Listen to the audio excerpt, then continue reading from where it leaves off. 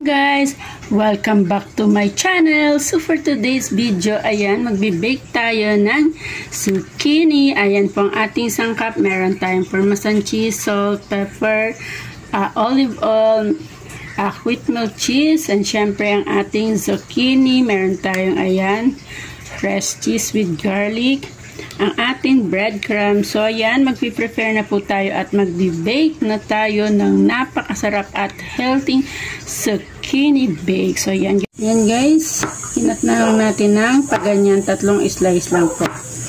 Pasikat natin ng paganyan.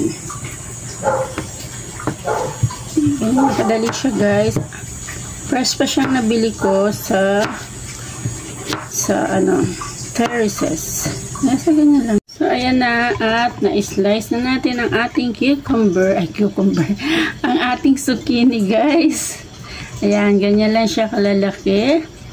And then, mag-a-add tayo dyan ng salt.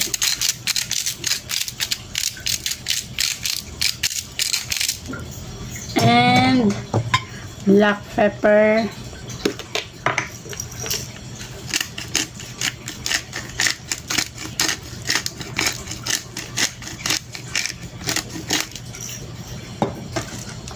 Olive oil,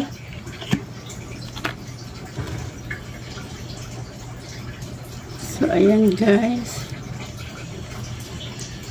ilagay natin guys, at lalagyan siya natin ng ating breadcrumbs. Ayan ang ating breadcrumbs guys.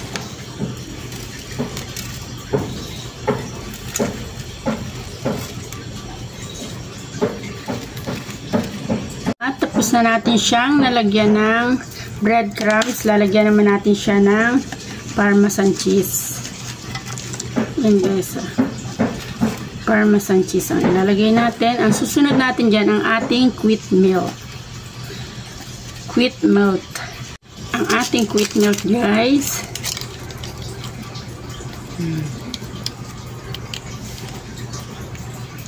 Ayan, healthy food yan guys, ang ating zucchini bake. So, at maglalagay tayo dyan ng fresh cheese maya-maya kaunti.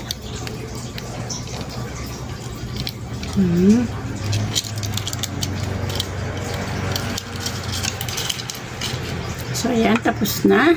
Ayan guys, maglagay na tayo ng fresh cheese. Ayan.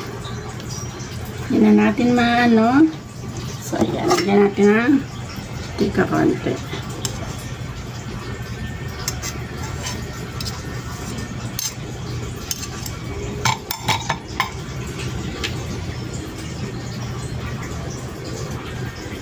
Add ulit tayo ng ating olive oil. Ayan. Doña Elena, baka naman po. So, ayan. Ready na natin siyang i-bake. Tayo ng konting honey para may konting tamis ang ating zucchini bake. So, ayan.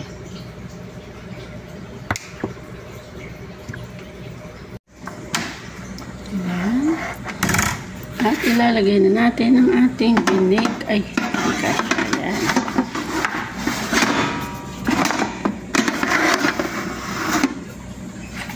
Ayan.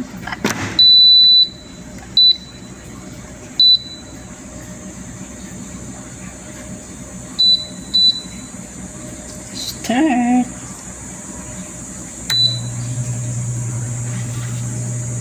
So, antayin natin maluto guys. Check natin kung okay na ang ating wow!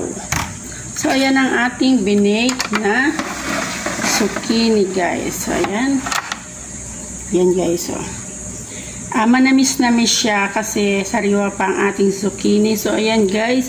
Thank you for watching and magandang buhay!